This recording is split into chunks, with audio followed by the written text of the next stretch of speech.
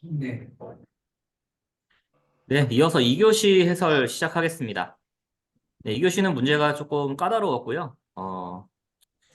좀 선택하시기 좀 많이 어려우셨을 것 같아요. 네, 먼저 1번 문제입니다. 자, 1번 문제는 정보 시스템 하드웨어 규모 산정 지침에 대해서 문제가 출제가 됐는데요.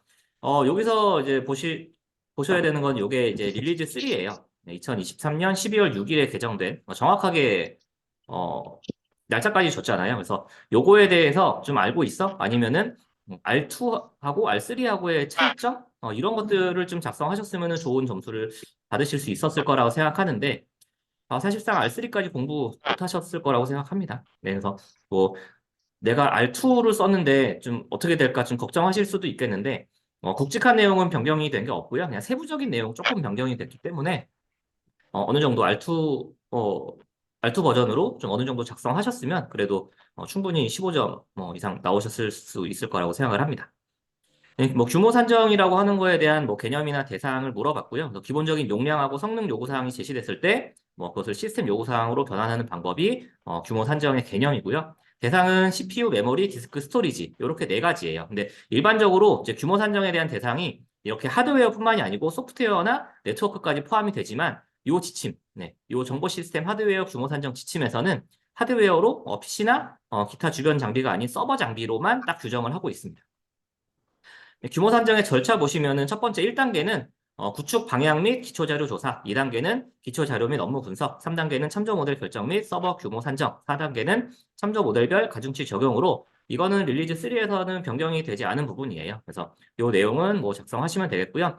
세부적으로 이제 작성하실 때 이제 요것도 암기를 하신 분이 계실 텐데 간단하게 조금 변경된 부분은 여기 1단계에서는 이제 웹서버 점검할 때 SSL 사용 여부 확인이 추가된 부분이 있고요. 그리고 3단계, 4단계에서 이 참조 모델 선택하는 부분, 가중치 적용하는 방식, 이런 것들이 좀 수치가 조금 변경이 되었습니다. 그래서 기본적인 절차에 대해서 충분히 충실하게 작성하셨으면 너무 걱정 안 하셔도 될 것 같아요.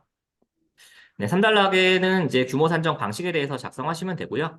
각각에 대해서 CPU, 메모리, 디스크, 그리고 스토리지, 관련된 이런 내용들 한번 확인해 보시면 되겠습니다. 네, 다음은 네, 2번 문제, 디지털 정부 서비스, 네, UI, UX 가이드라인인데요.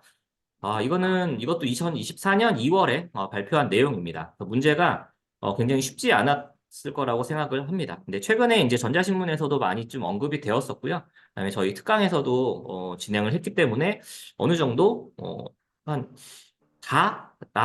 네, 어느 정도 그래도 그 정도 보고 가셨으면 어느 정도 작성하셨을 수 있었을 거라고 생각을 합니다.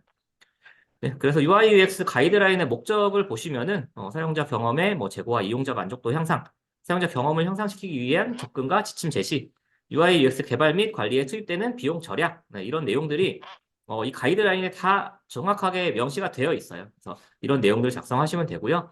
주요 특징도 이 가이드라인에 정확하게 명시가 되어 있습니다. 그래서 관련된 내용 한번 읽어보시면 되겠고요.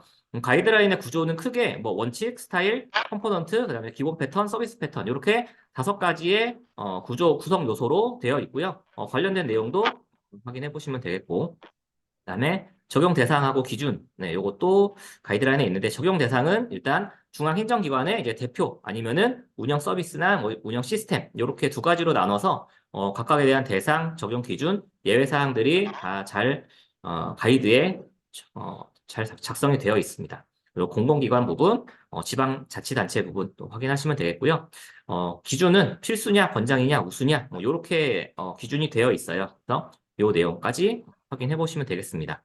가이드라인의 활용 방법도 서비스 전반의 UI UX를 개선하는 것, 그다음에 특정 과업 및 요소의 UI UX 일부 개선, 네, 모바일 서비스의 UI UX 개선 부분으로 나눠서 이거를 잘 활용할 수 있게끔 가이드라인이 작성이 잘 되어 있습니다. 관련된 내용 다시 한번 확인하시면 되겠고요. 다음 문제 3번 문제는 김재 기수사님이 진행하시겠습니다.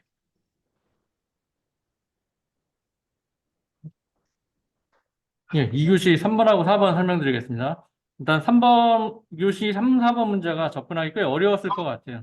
문제가 굉장히 어렵더라고요. 2교시형 문제가 어려웠는데, 지금 3번 같은 경우는 ISO, IEC 2만 기준으로 ITSM하고 요 시스템, ITSM 개념, 또 서비스 설계, 구축, 전환을 위한 활동, 이런 내용들을 물어보고 있습니다. 그럼 이제 일반적으로 요 ISO 2만에 대해서 자세히 아시는 분이라면 괜찮겠지만, 그렇게 이 ISO 2만에 대해서 잘 모르고 계시다면, 일반적인 경우에는 ITSM에 대해서 이제 저희가 일반적으로 알고 있는 프레임워크를 작성을 하고, 그 내용에 이제 ITIL 기반으로 이제 서비스 뭐 설계, 구축, 전환, 이 내용을 작성을 하실 것 같은데요. 그 내용 중간중간에 이 문제에서 원하는 게 ISO, IEC 2만에서 제시하는 기준 중심이거든요. 그러니까 ISO, IEC의 2만을 기준으로 작성했다라는 걸 군데군데 계속 넣으셔야 돼요. 그렇게 해서 작성을 하시면 이 문제를 대응하실 수 있었을 것 같고요. ISO, IEC 2만을 제대로 알고 있었다라고 하면 그 중심으로 작성하는 게 좋을 것 같습니다. 그래서 ISO, IEC 2만이라는 게 이제 IT 서비스 관리 체계 구축에 필요한 요건을 정의한 국제 표준이고요. 그 표준 문서에 보면 2만-1이 있고 2만-2가 있고 2만-3이 있고 쭉 몇 가지가 더 있습니다. 그래서 저희가 여기서 원하는 거는 여기서 ISO 2만-1에 대한 내용이거든요. 2만-1에서 ITSM 서비스 관리 체계가 2만-1 파랑에 나와 있어요. 그래서 문제에서 원하는 거 2만 기준으로 얘기를 했거든요.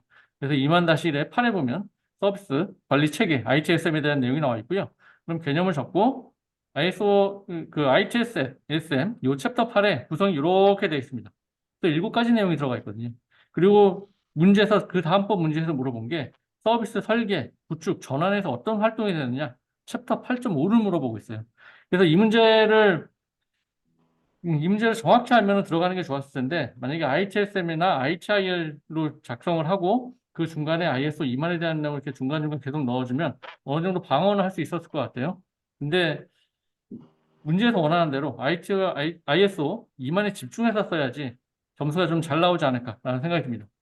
그래서 이제 ITSM 구성체계에 보면 아까 이제 말씀드린 것대로 7가지 챕터가 있고요.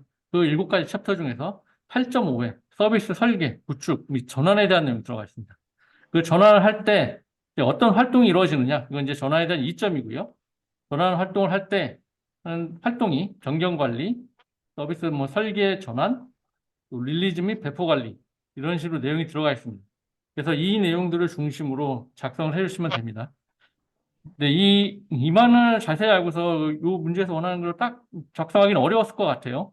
그래서 아까 처음에 말씀드린 거대로 ITSM에 대해서 프레임워크가 우리가 일반적으로 알고 있는 프레임워크를 정리하고 거기서 중간중간에 간글로라든지 ISO 2만에 대해서 언급을 하고 또 ITIL에서 끄집어낼 수 있는 내용을 가지고 서비스 설계, 전환, 구축 이쪽에서 하는 활동들 최대한 좀 끄집어내서 내용을 작성하시면 이 문제 최대한 방어하실 수 있을 것 같습니다.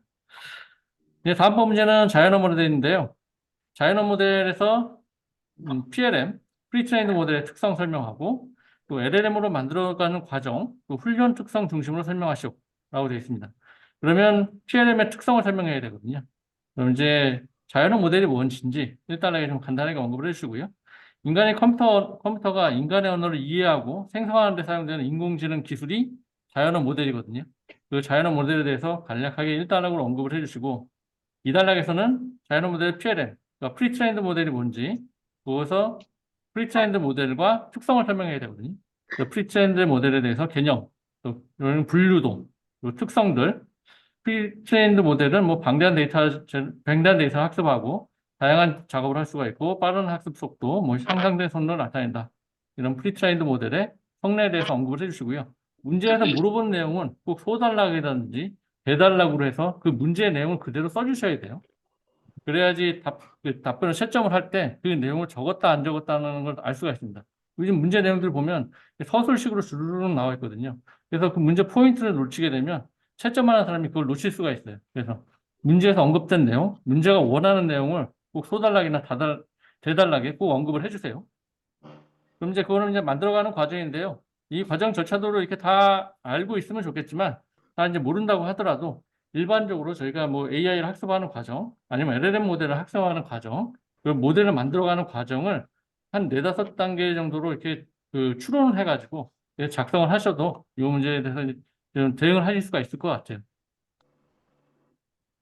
예, 이렇게 설명을 드리고요. 다음 문제 이재희 기술사님이 설명드리겠습니다. 네, 안녕하세요. 이재익 기수사고요. 지금 이거 PBD 문제가 나왔는데 이 PBD 칠 때 원칙은 저희가 그 법 가이드 그때 표준 법가지표 도메인 특강 때 이제 다루긴 했었었는데 이 7대 원칙까지는 다뤘는데 8대 전략을 다루질 않았거든요. 그래서 지금까지 저희가 뭐 모의고사라든지 주간 모의고사, 뭐 파이널 라운드 이런 데에는 항상 7대 원칙만 나왔어가지고 이 8대 전략까지 아시는 분은 거의 없으셨을 거예요. 그래서 이거를 과연 선택을 해야 되나라는 생각이 좀 드는데 요건 좀 쓰기 어렵지 않았을까라고 생각이 듭니다. 이거 그래서 어쨌건 가이드에 있는 내용이어서 가이드를 보면은 뭐 7대 원칙이라고 하면은 저희가 뭐 설사포 가이생초라고 해가지고 사후 조치가 아닌 사전 예방, 초기 설정, 뭐 프라이버시를 보호한 내재 설계, 뭐 균형, 뭐 이런 내용들이 있고 8대 전략을 보면은 데이터 지향 전략 측면과 프로세스 중심 전략 측면 이렇게 나눠집니다. 그래서 어떤 뭐 최소화, 숨기기, 분리, 총계화, 정보 제공, 통제, 집행, 입증 이렇게 8가지의 전략적인 측면이 있다고 합니다. 그리고 이제 PBD 같은 경우는 개인정보 보호랑 이제 비교를 하자면은 PBD는 사전에 예방하는 게 어떤 주요 목적이고 개인정보 보호 같은 경우는 개인정보 라이프 사이클에 대한 전반적인 보호를 목적으로 하는 좀 차이점이 있습니다. 그래서 이거 같은 경우는 뭐 딱히 이거를 외우고 계실 분은 없잖아요. 이거 비교하는 거를 평소에 그냥 본인이 느끼고 있는 거 최대한 좀 많이 쓰면은 이거는 뭐 점수 잘 주지 않을까 이런 생각이 듭니다. 데이터 안심 구역이고요. 데이터 안심 구역 같은 경우 아까 뭐 박멘토님이 이거에 대한 정의만 알아도 쓸 수 있지 않겠냐라고 얘기하셨는데 저는 이거 데이터 안심 구역의 정의만 안다고 해서 이거 나머지 들어갔다가는 잠깐 점수를 못 받을 것 같은 느낌이 들어가지고 제가 이거를 이제 해설지를 만들다 보니까 이게 이제 참고 문헌으로 데이터 안심 구역 지정 및 운영에 관한 지침이 있습니다. 저는 이 데이터 안심 구역의 기능이 도대체 뭐지? 지정 요건이 도대체 뭐를 얘기하는 거지? 라고 고민을 하면서 엄청 찾아봤는데 결국에는 여기 지침에 그냥 그대로 써 있더라고요. 찾아보니까 이 데이터 안심 구역의 기능이라고 하면은 이렇게 4가지 미개방 데이터의 안전한 분석 환경을 제공하고 데이터 분석 시스템에 대한 도구를 지원하고 이용자의 반입 자료와 미개방 데이터의 연계를 지원하고 분석 결과의 반출을 지원해야 된다. 이렇게 4가지의 기능이 명시가 되어 있습니다. 그리고 데이터 안심구역 지정 요건에 대해서 이렇게 6가지로 또 되어 있는데 어떤 시설 및 공간을 확보해야 되고 장비 및 시스템을 구축해야 되고 보안 대책을 수립하고 시행해야 되고 조직 구성을 운영해야 되고 정책 및 절차를 수립해야 되고 뭐 어떤 요건을 증명해야 된다. 이렇게 6가지가 아예 명시가 되어 있기 때문에 사실 이거를 모르고 그냥 들어가서 소설을 썼으면 약간 고득점 받기 어렵지 않을까? 이런 생각이 들어서 이거는 좀 선택 안 하시는 게 2교시에서는 맞다고 생각이 들고요.